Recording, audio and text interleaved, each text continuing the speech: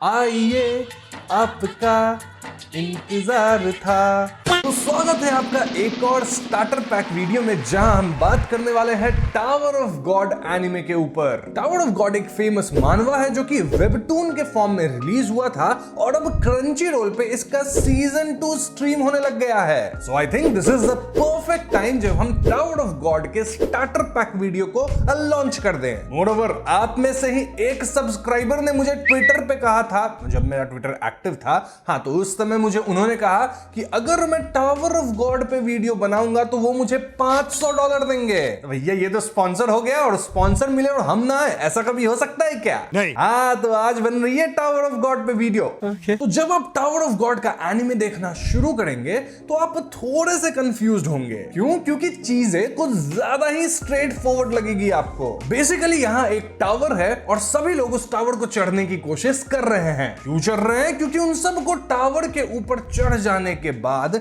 अलग अलग चीजें चाहिए। लाइक किसी को पावर चाहिए, किसी को रिचेस, किसी को बदला, और किसी को बस सितारे देखना है। माना यह जाता है कि अगर तुम टावर के टॉप पे पहुंच गए तो वहां तुम्हें वो सब कुछ मिलेगा जो तुम्हें चाहिए। तो हुआ ना कॉन्सेप्ट काफी सिंपल, राइट? रॉन्ग, क्योंकि ये बस ऊपर से सिंपल है, क्योंकि भैया इसकी लोर बहुत ही ज्यादा कॉम्प्लिकेटेड है। इतना कि यहाँ के कैरेक्टर्स भी अजीब है, देन पूरी यूनिवर्स ही काफी वियर्ड है, एंड टावर ऑफ गॉड की वर्ल्ड बिल्डिंग बहुत तगड़ी है, जो कि इस एनिमे को काफी इंटरेस्टिंग बनाती है। तो एनिमे शुरू होती है हमारे लीड कैरेक्टर बैम एंड रेचल से। बैम एक छोटा लड़का है जिसे अपना पास्ट याद नहीं है और वो लिटरली एक केव में है। यहाँ रेचल बैम को ढूंढती है, उसका ध्यान रखती है और उसे दीन दुनिया के बारे में सब कुछ बताती है। लेकिन just few minutes into the anime हमें पता चलता है कि रेचल बैम को छोड़ रही है। क्यों? क्योंकि रेचल अपने सपनों को पूरा करने के लिए टावर के टॉप पे चढ़ना चाहती है, और वो सितारों को देखने का सपना था ना,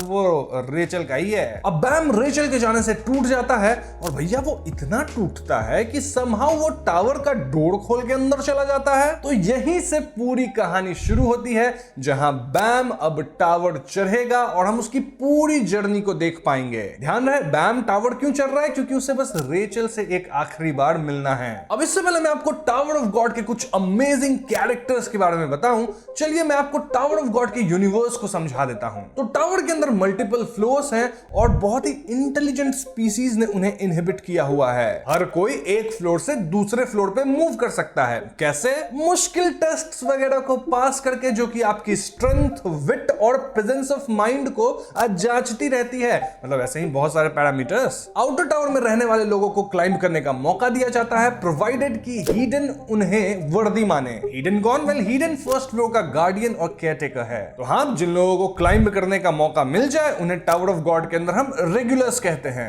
ऑल्दो मैं आपको यहाँ एक बात क्लियर कर दूं कि एक्चुअल क्लाइंबिंग जो है वो इनर टावर के अंदर होती है। अब मोस्टली जो भी लोग पार्टिसिपेट करते हैं वो चोजन रेगुलर्स होते हैं, लेकिन अपना बैम रेगुलर नहीं है, यानी कि वो एक इर्रेगुलर है। वो क्या है ना, कभी कभी एक्स्ट्रा ऑर्डिनरी लोग टावर के बाहर से दरवाजा खोलकर अंदर आ जाते हैं, और ऐसे ही लोगों को हम इर्रेगुलर्स कह सकते हैं। अब पुराने रेगुलर्स जो टावर के टॉप पे पहले पहुंच चुके हैं उन्हें हम रैंकर्स कहते हैं। एंड एज एक्सपेक्टेड, रैंकर्स दूसरों से यूजुअली बहुत ज्यादा पावरफुल होंगे। रैंकर्स को लोअर फ्लोर्स को एडमिनिस्टर करने का काम दिया जाता है, जैसे कि टेस्ट्स को कंडक्ट करना या फिर किसी भी तरह के काम को संचालित करना वगैरह वगैरह। टावर के टॉप पे एक किंग भी है जिसे हम किंग जहाद कहते हैं। इसके अलावा इस यूनिवर्स में एक और स्पेशल चीज है, सिंशु या सिंजू, जो भी प्रोनाउंसिएशन है। ये एक ऐसी चीज है जो कि टावर के अंदर अलग अलग क्वांटिटीज में प्रेजेंट है। ये हवा या ऑक्सीजन जैसा है, लेकिन आप इसे किसी दूसरे एनिमे के यूनिवर्स के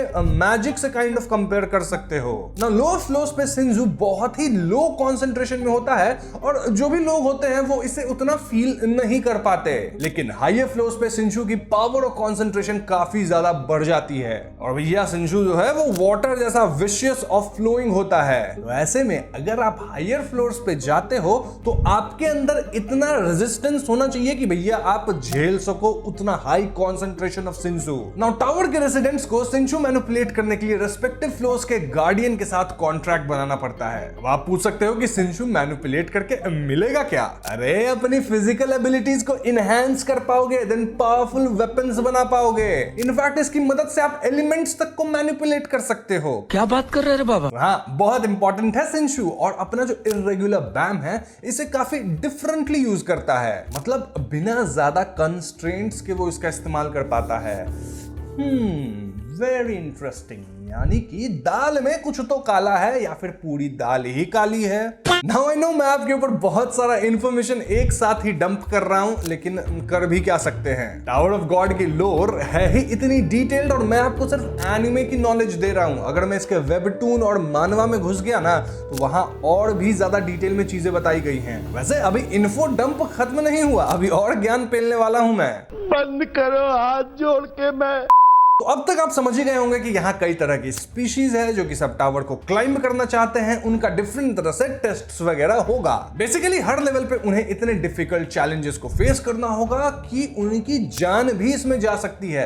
मतलब जा सकती नहीं, जाती भी है कई लोगों की। लेकिन क्या आपको पता है कि यहाँ कई लोगों के अलग अलग बैटल पोजिशंस भी हैं? जी हाँ, टावर के अंदर कितने सारे चैलेंजेस होते हैं जो कि टीम चैलेंज होते हैं और आपको टीम बना के एक स्पेसिफिक बैटल फॉर्मेशन में रहना होगा। तो हाँ, बैटल के लिए यहाँ 5 बेसिक पोजीशंस हैं, which are fisherman, spear bearer, light bearer, scout and wave controller. Fisherman direct fighters होते हैं या पहले point of contact while fighting. Spear bearers fighting support class होते हैं जो कुछ डिस्टेंस से फाइट करते हैं, जैसे आप लोगों को स्पीयर्स फेंकते हुए या स्नाइपर शॉट्स लेते हुए देखते ही होंगे। लाइट बियरर्स एक ऐसा पोजीशन है जो एक्सप्लोरिंग डिवाइसेस जिसे लाइट हाउसेस कहते हैं उसे यूज करके बैटल या सराउंडिंग का इंफॉर्मेशन गेन करते हैं। आप इसे ऐसे सोच सकते हैं कि ये वो लोग हैं जो कंट्रोल रूम में बैठे सबको डायरेक्शन देते हैं, मोस्टली स्ट्रैटेजिस्ट बनाने वाले लोग। लाइट हाउस एक क्यूब शेप्ड बॉक्स जैसा दिखता है जो लाइट एमिट करता है, लेकिन अभी के लिए बस इतना समझ लो कि इसे डिफेंड करना जरूरी है। फिर स्काउट्स को रिकॉन्सेंस का काम दिया जाता है जो यूजुअली एनिमी फोर्सेस को इन्वेस्टिगेट करने के लिए तेजी से आगे बढ़ते हैं और फिर लाइट बियरर्स को इंफॉर्मेशन दे देते हैं। Basically on ground support provide करने का काम इनका है। फिर आते हैं वेव कंट्रोलर्स जिन्हें हम बैटल का डायरेक्टर्स कह सकते हैं। क्यों? क्योंकि भैया ये अपने कॉमरेड्स की मदद करते हैं उनके वुंड्स को हील करके,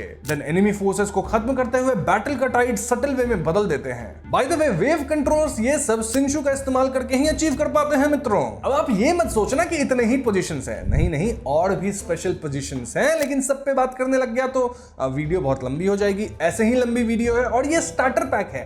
यहाँ आपको मैं बेसिक इन्फो देता हूं आपका इंटरेस्ट जगाने के लिए, बस उतना ही। सो नाउ फाइनली हम टावर ऑफ गॉड के कुछ इंटरेस्टिंग कैरेक्टर्स पे बात करेंगे। तो सबसे पहले तो अपना मेन कैरेक्टर बैम ही है जो कि एक इर्रेगुलर है और देखने में ये काफी इनोसेंट, स्मार्ट और क्यूट सा बंदा है। मतलब पहली नजर में कोई भी नहीं कह सकता कि ये स्ट्रांग है। पहली नजर छोड़ो, मैं तो शुरुआत के 4-5 एपिसोड तक सोच रहा था कि ये कैसा मेन कैरेक्टर है, इसमें तो कोई पावर ही नहीं। लेकिन भैया मेन कैरेक्टर है तो इसका कुछ सीक्रेट तो होगा ना। सिगरेट पीता हूं और इसके पास कुछ स्पेशल पावर्स भी तो होंगे ही। देखना सीरीज, पता लगेगा तुम्हें। अब यहां मैं आपको बता दूं कि बैम वेव कंट्रोलर वाली पोजीशन में फाइट करता है, समझ रहे हो। नाउ रेचल जो कि बैम की लव इंटरेस्ट है, वो मुझे शुरू से ही काफी सस्पिशियस सी लगती है। तो हाँ, ये लड़की हीरो साइड है या विलन है पता नहीं, ये आप ही डिसाइड करो। बट मुझे पर्सनली रेचल का कैरेक्टर पसंद नहीं आता है। इन दोनों के अलावा हमारे सामने है कून जो कि एक लव्ड कैरेक्टर है जो कि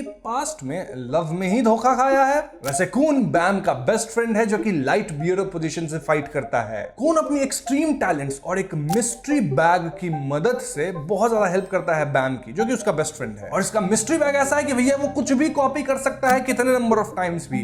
काफी अमेजिंग बैग है, मेरे को भी चाहिए ऐसा एक। फिर हमारे पास रॉक भी है जो कि एक एलिगेटर वॉरियर है और भले ही वो बहुत ज्यादा गुस्से में रहता है, हमेशा लड़ना चाहता है, but he is kind of funny. As I said, इस बंदे को हमेशा लड़ाई करना है, अपने टीम मेंबर से भी लड़ने के लिए तैयार रहता है और यही वजह है कि ये स्पीयर बियरर है। वैसे क्या मैंने आपको बताया कि एनीमे शुरू होने के 2-3 एपिसोड के अंदर ही बैम, कून और राक ये लोग एक टीम के अंदर आ जाते हैं।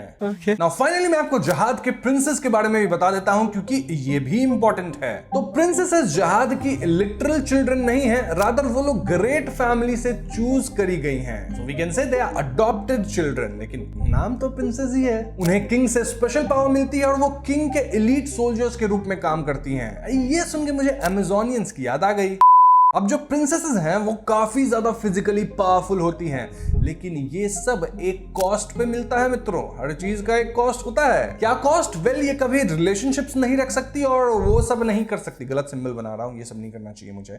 समझ जाओ मैं क्या बोल रहा हूं। इनफैक्ट इन्हें तो बच्चा भी नहीं रखना होता है और इसके अलावा भी कई और एडिशनल रूल्स हैं, बट मैंने आपको बेसिक बता दिया है। एनीमे की शुरुआत में हम एक पावरफुल प्रिंसेस को देखते हैं नेम्ड हायूरी जहाद, जो बैम को इंस्टेंटली पसंद कर लेती है और उसकी मदद करने का डिसाइड करती है। इनफैक्ट देखा जाए तो वो एक चोजन प्रिंसेस है। नाउ एक प्रिंसेस जो टावर चढ़ के रैंकर बन जाती है वो 13 मंथ सीरीज का वील्डर बन सकती है और चोजन प्रिंसेस कहलाती है। सिर्फ एक चोजन प्रिंसेस ही एलिजिबल होती है 13 मंथ सीरीज रिसीव करने के लिए, क्योंकि उसने अपनी एबिलिटी टावर चढ़ के प्रूव की होती है। 13 मंथ सीरीज बोले तो एक ऐसा सीरीज ऑफ वेपन्स जो कि काफी ज्यादा पावरफुल होता है। फॉर एग्जांपल यूरी जहाद के पास एक ब्लैक मार्च नाम का स्वॉर्ड है जो कि बहुत ज्यादा पावरफुल है, बट फॉर सम रीजन वो स्टार्ट में ही स्वॉर्ड को बैम को दे दी। अब एनीमे के अंदर और भी बहुत सारे इंटरेस्टिंग कैरेक्टर्स हैं, जैसे वो ग्रीन कलर की दिखने वाली लड़की और उसके पास एक वेपन भी है बहुत अमेजिंग सा। यहाँ जो लोग देखे हैं सीरीज, बताना उस लड़की का नाम क्या है और उसके वेपन का नाम क्या है और वेपन की खासियत क्या है, सब बताना लिख के। कुछ तुम लोग से भी तो पूछूंगा, सब मैं ही बता दूं। देखो भाई, मैं अब और चीजें नहीं बता रहा क्योंकि वीडियो ऑलरेडी लंबी हो गई है और मैंने लिटरली बहुत ज्यादा इंफॉर्मेशन डंप किया होगा, स्पेशली उन लोगों के ऊपर जिन्होंने टावर ऑफ गॉड आज तक नहीं देखा है। And since this is just a starter pack video, तो मेरा काम यहां खत्म हुआ। मैंने तुम्हारा इंटरेस्ट जगा दिया होगा। ऐसे भी स्टार्टर पैक के अंदर हम पूरी कहानी थोड़ी बताते हैं मित्रों, हम बस इंटरेस्ट जगाते हैं, जो कि मैंने जगा दिया। और अब आप चाहे तो जाके टावर ऑफ गॉड देख सकते हैं, या फिर फ्यूचर में मैं इस पे और वीडियोस लाता ही रहूंगा। फ्रैंकली स्पीकिंग, मुझे टावर ऑफ गॉड काफी ज्यादा पसंद आया है। मतलब इनिशियल 4-5 एपिसोड तक मैं उतना एंजॉय नहीं कर रहा था, बट एंड तक आई वाज हुक्ड। और इसलिए मैं इसके मानवा को पढ़ के, इसके वेबटून को पढ़ के एक डिटेल्ड स्टोरी लाइन बनाना चाहता हूं और आपके सामने प्रस्तुत करना चाहता हूं। लेकिन वो तभी होगा जब आप लोग इस वीडियो पे अच्छा रिस्पांस दोगे। कैसे पता चलेगा? अगर 20 के लाइक्स और 2 के कमेंट्स आते हैं तो भैया टावर ऑफ गॉड को मैं लपेट लूंगा, चाहे वो उसका एनिमे हो, मानवा हो या फिर वेबटून, सब निपटा देंगे। वैसे फिलहाल आप चाहे तो आप इसका सीजन 1 क्रंची रोल पे देख सकते हैं और सीजन 2 भी अब वीकली एयर हो रहा है। स्पॉन्सर्ड नहीं है ये क्रंची रोल से। और क्रंची रोल वालों, मैं तुम्हारा बहुत फ्री में ऐसे करता रहता हूं प्रमोशन, कभी स्पॉन्सर भी कर दिया करो। तो तुम लोग जो ये वीडियो देख रहे हो ना, जाके इंस्टा पे क्रंची रोल को टैग करो कि भैया लोगिनियन को दो स्पॉन्सर। वैसे इस वीडियो में $500 कमाने का वेट रहेगा मुझे। जो समझ रहे हैं। तो बस आज की वीडियो में इतना ही। वीडियो पसंद आई तो लाइक और शेयर कीजिए, साथ ही चैनल पे नए हैं तो हमें सब्सक्राइब भी कीजिएगा। I will see you guys in the next one. Peace out.